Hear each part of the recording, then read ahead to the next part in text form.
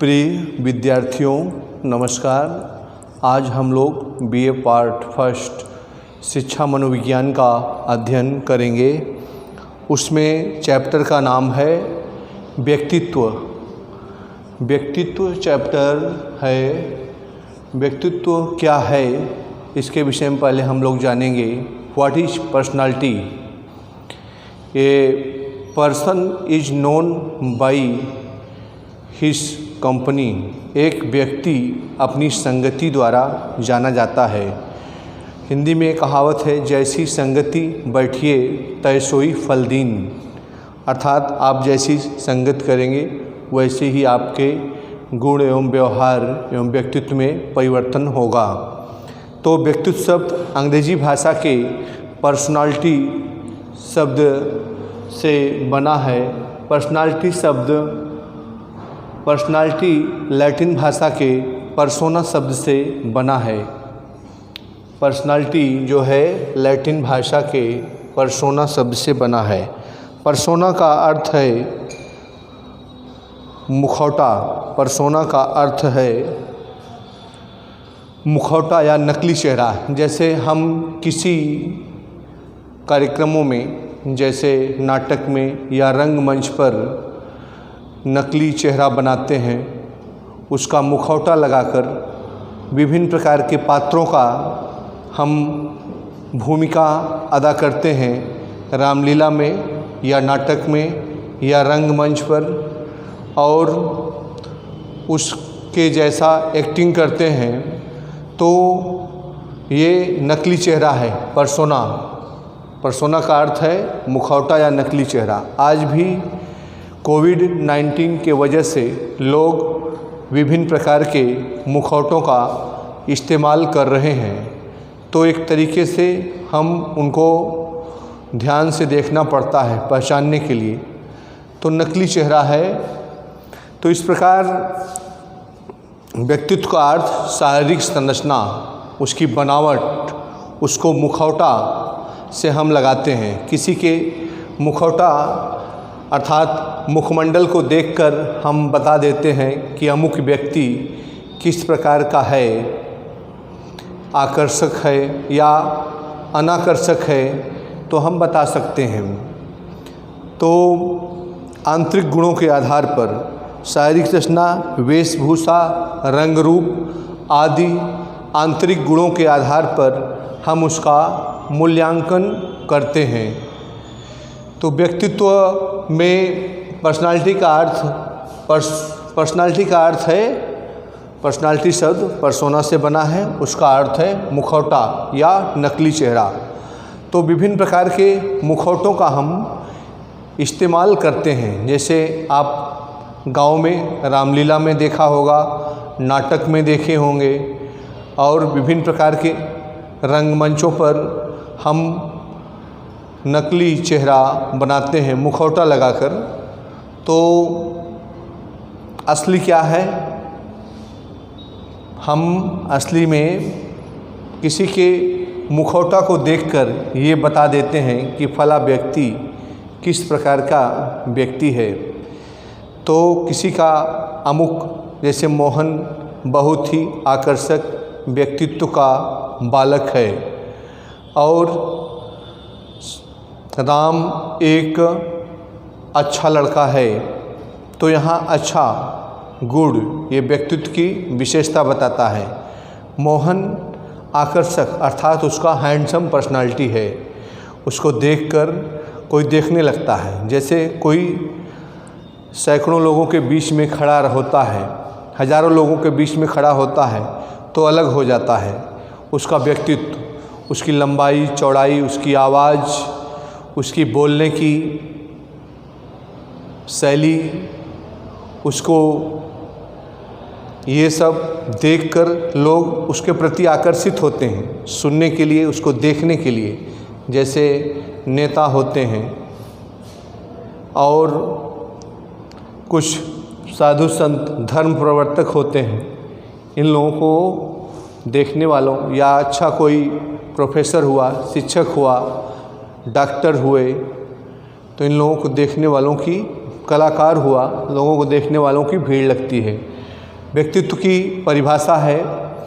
मनोवैज्ञानिक आलपोर्ट के अनुसार व्यक्तित्व व्यक्ति के उन मनोशारीरिक गुणों का गत्यात्मक संगठन है।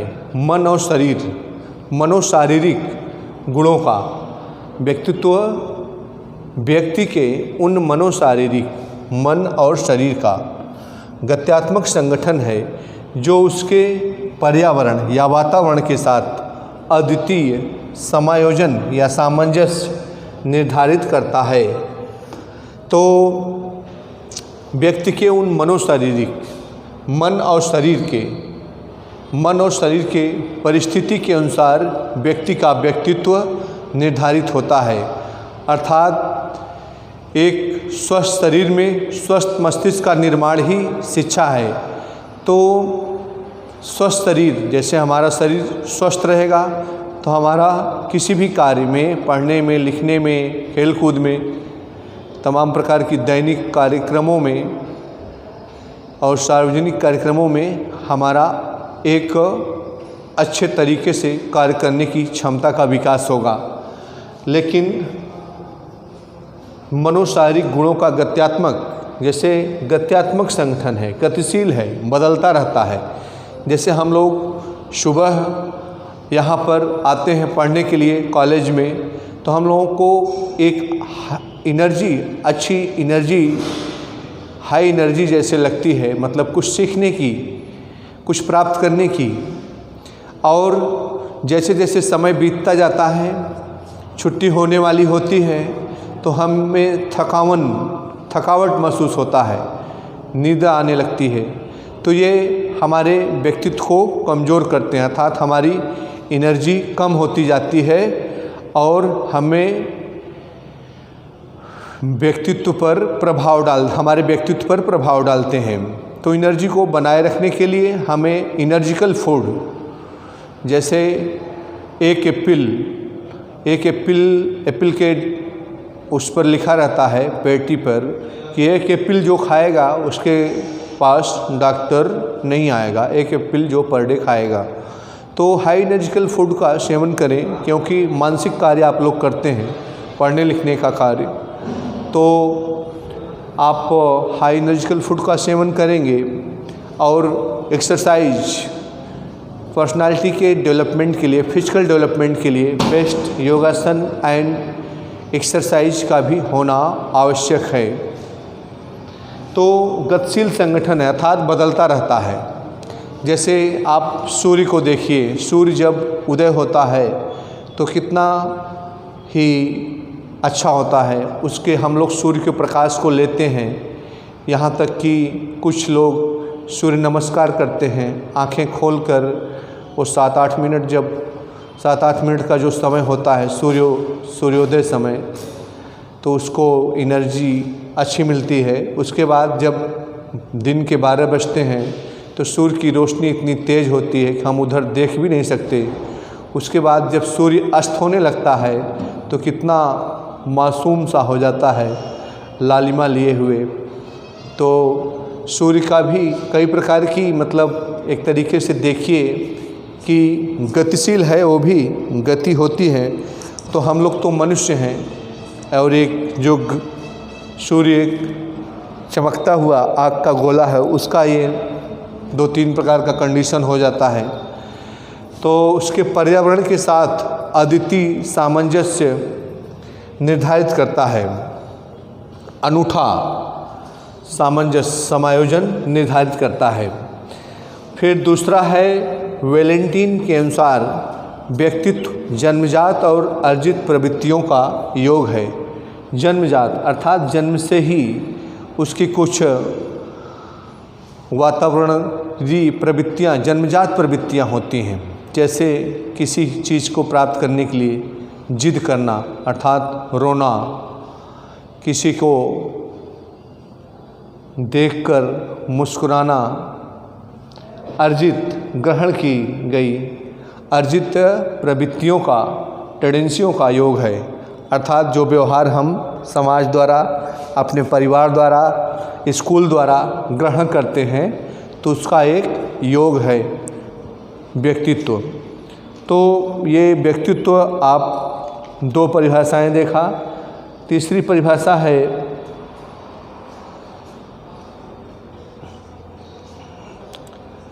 वाटसन के अनुसार हम जो कुछ करते हैं वही व्यक्तित्व है। वाटसन महोदय ने कहा कि हम जो कुछ करते हैं, हम जो कुछ करते हैं वही व्यक्तित्व है। हम जो कुछ अर्थात जिस की भूमिका हम निभाते हैं, जो कुछ करते हैं वही व्यक्तित्व है।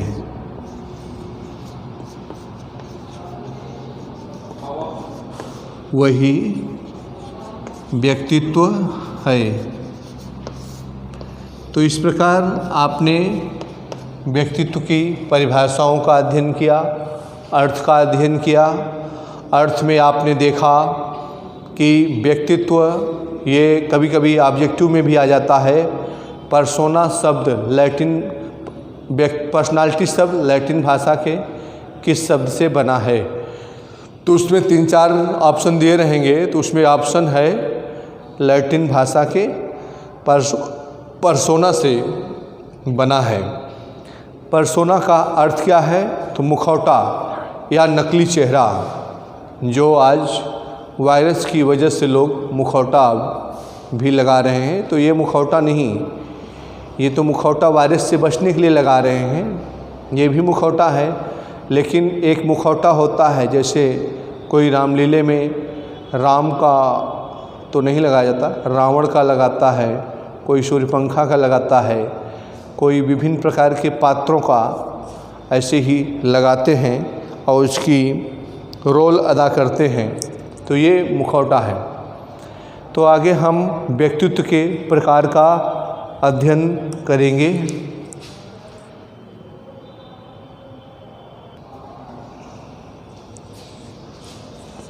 तो व्यक्तित्व के प्रकार में हम शरीर रचना के आधार पर क्रेस्मर, मनोवैज्ञानिक क्रेस्मर का अध्ययन करेंगे। क्रेस्मर मनोवैज्ञानिक ने शरीर रचना के आधार पर 3 प्रकार के व्यक्तित्व बताए हैं।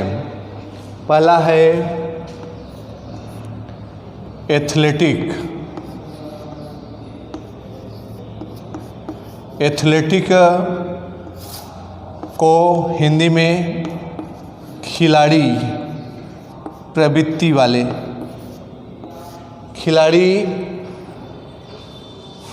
एथलेटिक को हिंदी में खिलाड़ी प्रवृत्ति वाले।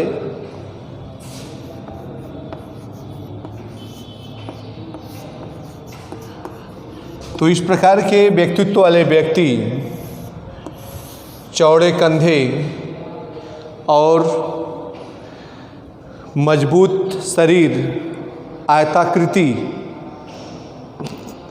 हष्ट-पुष्ट, स्वस्थ, सीना चौड़ा और उभरा हुआ, कंधे, मजबूत मांसपेशियां और आकर्षक चेहरे, दूसरों के साथ सामंजस्य करता है। तो इस प्रकार के व्यक्तित्व वाले व्यक्ति एथलेटिक, खिलाड़ी प्रवृत्ति, खेल कूद में इनका विशेष मन लगता है, क्योंकि ये शारीरिक क्षमता से अच्छे होते हैं, इनका फिजिकल डेवलपमेंट अच्छा होता है। तो इनका ज़्यादातर मन इनका खेल कूद में, क्योंकि इनके शरीर मजबूत होता है, मजबूत कंधे, हष्ट-पुष्ट भुजाएं और हष्ट-पुष्ट होते हैं। तो इस शारीरिक दृष्टि से ये उत्तम होते हैं। तो इन्हें एथलेटिक खेल कूद में मन ज़्यादा लगता है। अब है दूसरा नाटे। दूसरा है नाटे व्यक्ति। इन्हें इंग्लिश में पिकनिक टाइप कहते हैं, PYKNIC,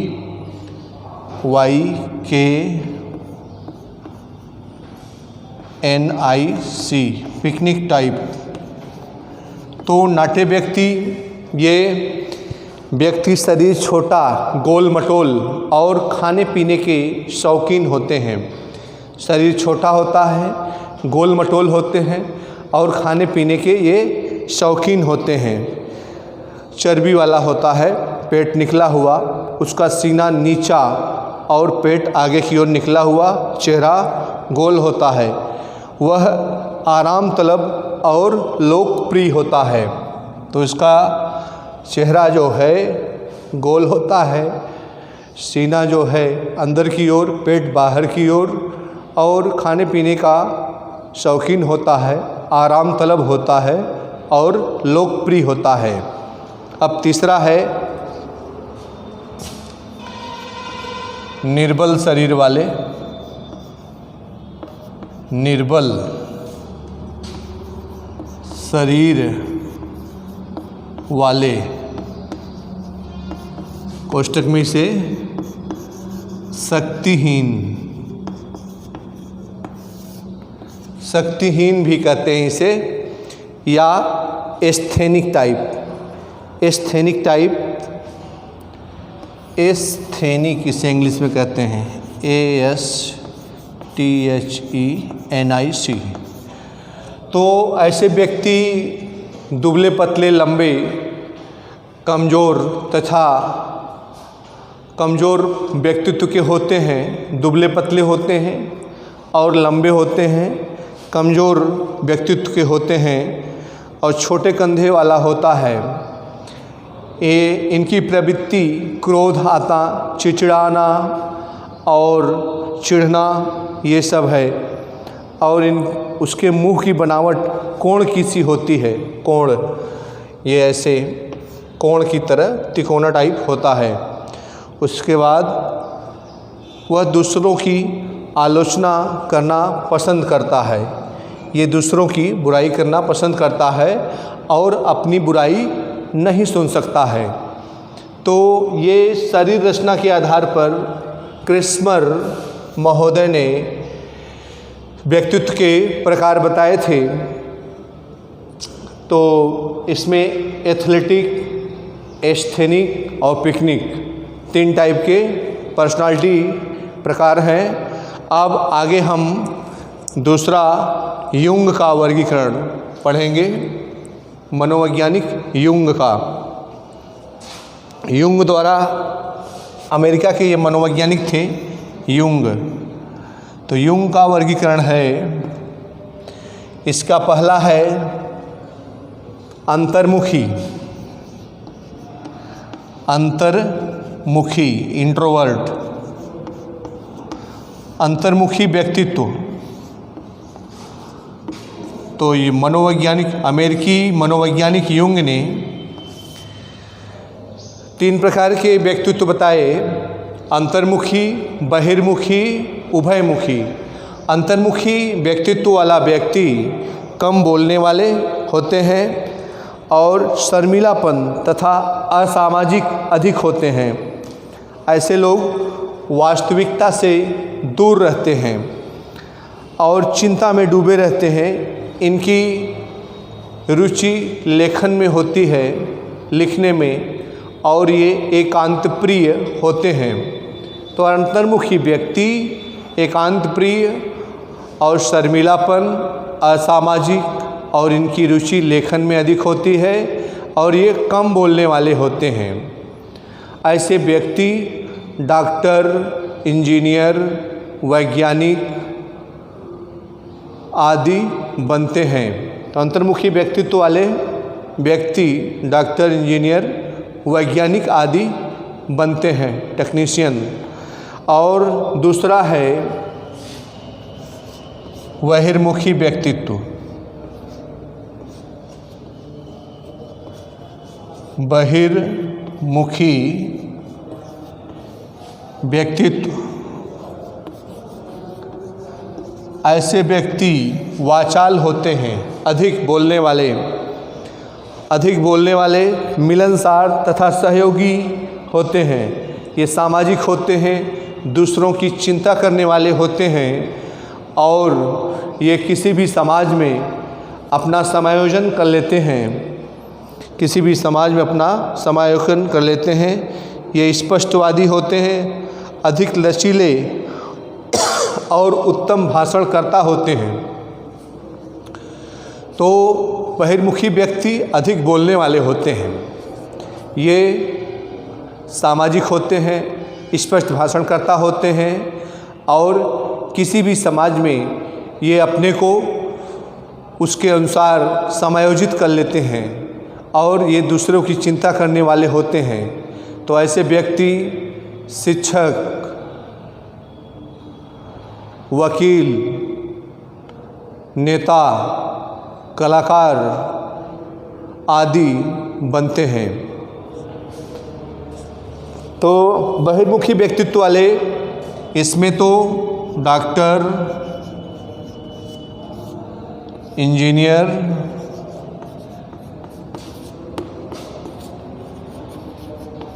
वैज्ञानिक और इसमें शिक्षक, नेता,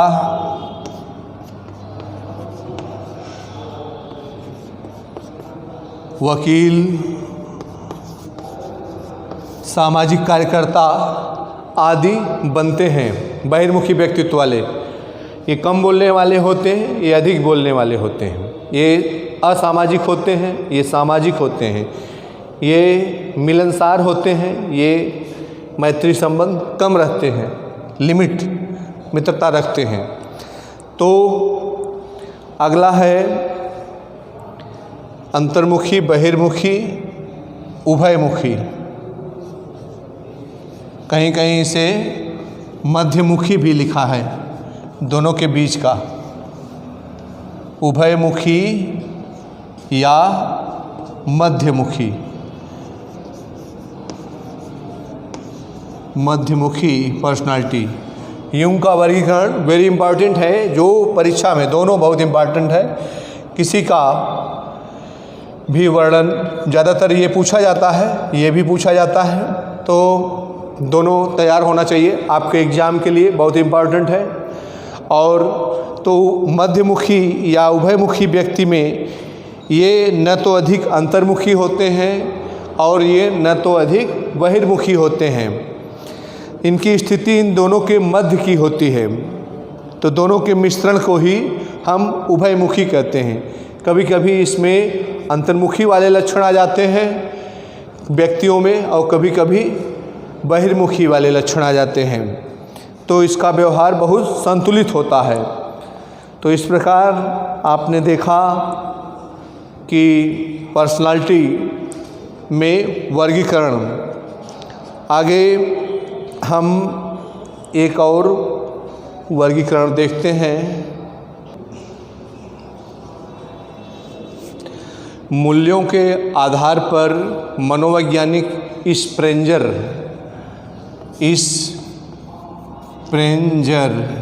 ने 6 प्रकार के व्यक्तित्व का वर्गीकरण किया है। पहला है सैद्धांतिक। सैद्धांतिक में ये ऐसे व्यक्तियों में ज्ञान की पिपासा होती है। ये अपने सिद्धांतों के अनुरूप कार्य करते हैं तथा बुद्धिमत्तापूर्ण और विद्वतापूर्ण कार्यों को पसंद करते हैं और विद्वानों को पसंद करते हैं, सैद्धांतिक वाले। दूसरा है आर्थिक। ऐसे व्यक्ति धन व भौतिक सुख के इच्छुक होते हैं तथा सदैव धन प्राप्ति की दिशा में क्रियाशील होते हैं, जो आर्थिक प्रवृत्ति वाले होते हैं। तीसरा है राजनीतिक। ऐसे व्यक्ति राजनीतिक विचारों के होते हैं। इन्हें राजनीति में विशेष रुचि होती है। ये सदैव राजनीतिक दांव पेचों में लिप्त रहते हैं तथा राजनीतिक पद प्राप्ति के इच्छुक रहते हैं। उसके बाद चौथा है सामाजिक।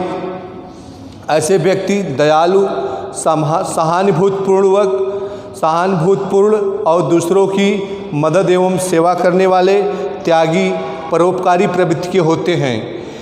ये जनहित में अपने व्यक्तिगत हित का ध्यान नहीं रखते एवं सदैव दूसरे लोगों की सहायता के लिए तत्पर रहते हैं। अगला है कलात्मक। ऐसे व्यक्ति सौंदर्य के पुजारी होते हैं। ये इनमें ललित कलाओं, संगीत, काव्य, नृत्य आदि जैसे प्राकृतिक सौंदर्य, बागवानी, सजावटी आदि की क्रियाओं को करने का विशेष लगाव होता है। तो धार्मिक प्रवृत्ति, ऐसे व्यक्ति ईश्वर में विश्वास रखते हैं, ईश्वर में विश्वास रखते हैं, ईश्वर सत्य है और ये दैवी विपदाओं से डरने वाले तथा धार्मिक नियमों के अनुरूप कार्य करने वाले होते हैं। तो मूल्य दृष्टि वैल्यू के अनुसार, वैल्यू व्यू पॉइंट्स के अनुसार मनोवैज्ञानिक स्प्रेंजर ने पर्सनालिटी को 6 भागों में वर्गीकृत किया। पर्सनालिटी को 6 भागों में वर्गीकृत किया। सैद्धांतिक,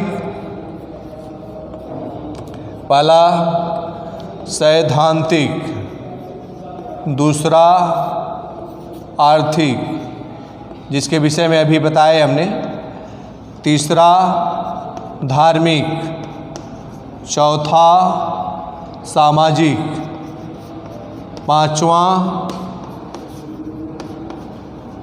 कलात्मक,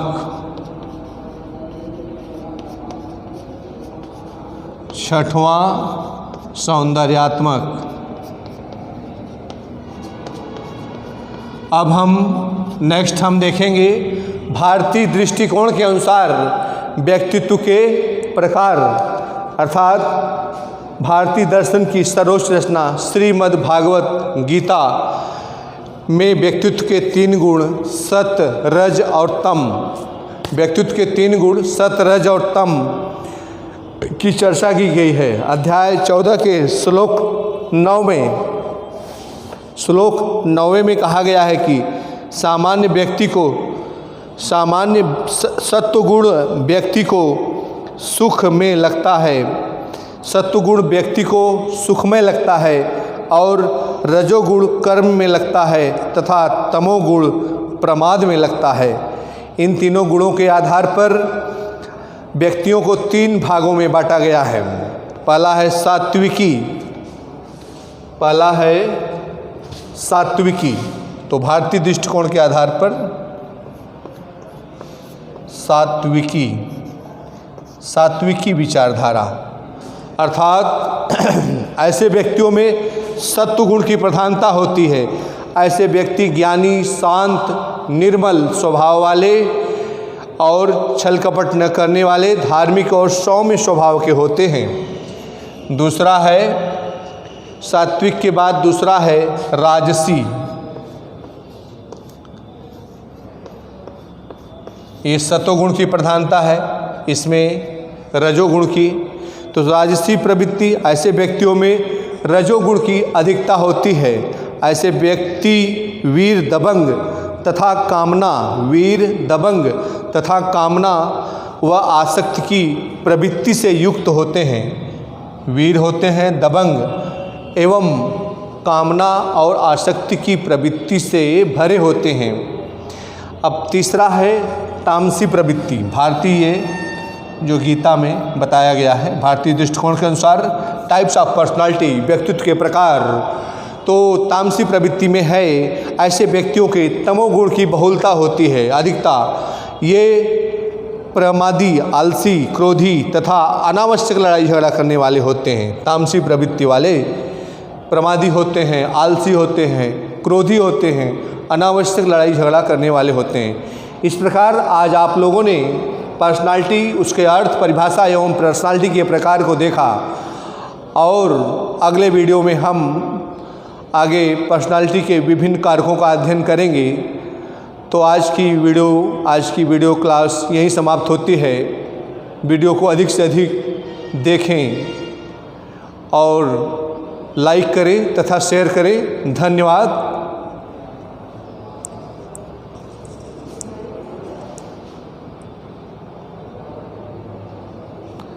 प्यारे बच्चे।